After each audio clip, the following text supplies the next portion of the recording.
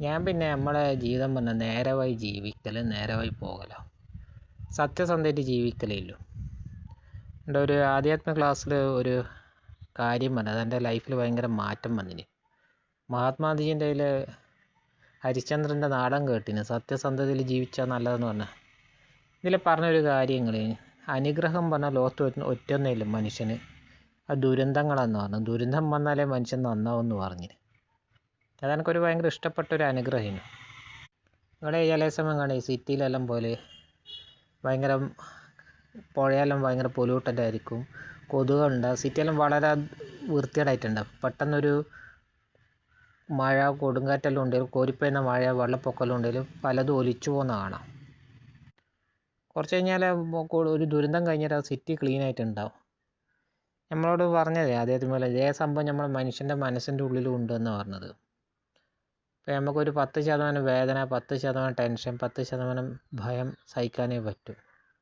ചില സമയം അതിൻ്റെ തീവ്രത പ്രകൃതി ഭയങ്കര കൂട്ടിത്തരും. വല്ല ദുരന്തങ്ങളെല്ലാം വന്നു കഴിഞ്ഞാൽ, വീട്ടിലാരോ മരിച്ചാലോ അല്ലെങ്കിൽ എന്തോ വലിയ സ്വത്തെല്ലാം നഷ്ടപ്പെട്ടാലോ, ആ 10% കൊണ്ട് 1 കോടി വേദന, 1 കോടി ടെൻഷൻ, 1 കോടി ഭയം ഉണ്ടാക്കി തരും. അപ്പം അതിൽ പറഞ്ഞിന്, ഇങ്ങനെ വരുന്ന സമയം നമ്മുടെ ഉള്ളിലുള്ള പല ദുർമനസ്സും വിഷങ്ങളെല്ലാം ഒലിച്ചു പോകുന്ന കാണാം. അപ്പം എൻ്റെ ജീവിതത്തിൽ ഞാൻ നേരെ വഴി ജീവിക്കുന്ന ആളാണ്. ഞാനിങ്ങനത്തെ കുറേ ആൾക്കാർക്ക് ഈ അനുഭവം ഉണ്ടായത് ഞാൻ പഠിച്ചിനു. അപ്പം ഞാനൊന്നും സത്യസന്ധമായിട്ട് ജീവിക്കില്ല, അതുകൊണ്ട് എനിക്ക് വലിയ പ്രശ്നങ്ങളൊന്നും വരുത്തില്ല. നേരെ വഴി പോവാ, നേരെ വഴി പോകാം, ആരെയും പറ്റിക്കാനും ചതിക്കാനും ഞാൻ താല്പര്യമില്ല. ചില സമയം മരണമെല്ലാം ഉണ്ടായാൽ നമുക്ക് തിരിയുക, ആ സമയത്ത് നമ്മളെ മനസ്സിൽ ഭയങ്കര തീവ്രമായിട്ട് പ്രശ്നം ഉണ്ടെന്ന്. ഇതിനെ പറഞ്ഞാൽ സ്റ്റോം ഓഫ് ഇമോഷൻ എന്ന് പറയുന്നത്. വികാരത്തിൻ്റെ തീവ്രത, നെഗറ്റിവിറ്റി കൂട്ടിത്തരും. അതോടെ കുറേ ദുർമനസ്സെല്ലാം പോകുന്നതാണ്. അതിൻ്റെ ശേഷം ഞാൻ പറഞ്ഞ നേരെ വഴി ജീവിക്കല, അതുകൊണ്ട് എനിക്ക് വലിയ പ്രോബ്ലം ഒന്നും വരുത്തില്ല. സത്യസന്ധമായിട്ട് എനിക്ക് ജീവിക്കാൻ ഇഷ്ടം. ഇതിൻ്റെ അർത്ഥം പറഞ്ഞു കഴിഞ്ഞാൽ, നമ്മളെല്ലാം ശരിക്കും ധനങ്ങൾ, നമ്മൾ പറഞ്ഞ ഭാര്യ, മക്കൾ, കുട്ടികൾ, സ്വത്ത്, പണം, സ്വർണം, ശരിക്കും ധനം ഇതെല്ലാം പോലും, ഇതെല്ലാം ഒരു ബോംബായിട്ടല്ലേ. ഇപ്പം ഒരു വീട്ടിലൊരു ഭാര്യ മരിച്ചുപോയി, അല്ല അമ്മ മരിച്ചുപോയി, ഉമ്മ മരിച്ചുപോയി, പെട്ടെന്ന് അന്നേരം ശരിക്കും നമ്മളെ ധനം എന്നാണ് അവർ പറഞ്ഞത്. അല്ലെ വീട്ടിലെ കാറിൻ്റെ പോലെ തേങ്ങ വീണ് പൊട്ടി.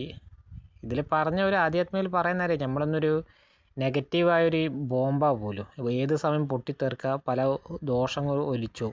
ഇതെൻ്റെ ജീവിതത്തിൽ വളരെ ഒരു പോസിറ്റീവായി മാറിയൊരു കാര്യമാണ്. പിന്നെ ഉള്ളിട്ട് ഞാൻ നേരെ വഴി ജീവിക്കല, നേരെ വഴി ജീവിക്കുന്നതുകൊണ്ട് നമുക്ക് വലിയ പ്രശ്നങ്ങളൊന്നുമില്ല.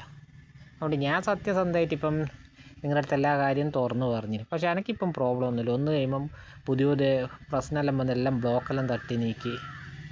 ബാങ്കിലെല്ലാം പോയിട്ട് നമ്മൾ വീട് വെക്കുന്നെല്ലാം പറയുമ്പോൾ ഇപ്പോൾ ഓർക്ക് നമ്മളോട് ബഹുമാനം, നമ്മൾ കുറച്ച് ഡെപ്പോസിറ്റ് എല്ലാം ചെയ്താൽ അത് മതി, വലിയ സന്തോഷത്തിൽ ഓറലില്ല. ഇപ്പം പ്രശ്നങ്ങളൊന്നുമില്ല.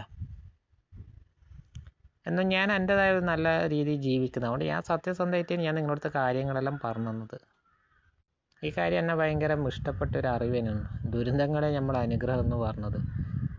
ഞാൻ പറഞ്ഞില്ലേ, പുഴയിൽ വെള്ളപ്പൊക്കമെല്ലാം ഉണ്ടാകുമ്പം സിറ്റിയിലെല്ലാം പലതും ഒലിച്ചു. അതൊരു നമ്മളെ ജീവിതത്തിൽ നമ്മുടെ മനസ്സിൻ്റെ ഉള്ളിൽ പ്രക്രിയ നടന്നുകൊണ്ടിരിക്കുന്നുണ്ട് പോലും.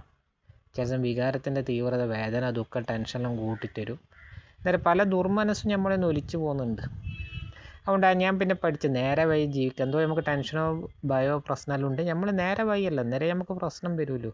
കള്ളനെ പോലീസിനെ കണ്ടാൽ ഭയപ്പെടേണ്ടല്ലോ. സത്യസന്ധതയിൽ ജീവിക്കുന്ന ആൾക്ക് ഒരു പോലീസ് പോകുന്നുണ്ടെങ്കിൽ പേടിക്കേണ്ട ആവശ്യമില്ല. അതുകൊണ്ട് ഞാൻ പിന്നെ ഒന്നും നേരെ വഴിയിൽ ജീവിക്കല, ഒരാളെ ദ്രോഹിക്കൊന്നിനും ഞാൻ നിൽക്കില്ല. സത്യസന്ധത അവൻ്റെ പ്രകൃതിൻ്റെ അനുഗ്രഹം ഒന്നും എനിക്കുണ്ട്. അതുകൊണ്ട് എനിക്കൊരു പ്രോബ്ലം ഇല്ല.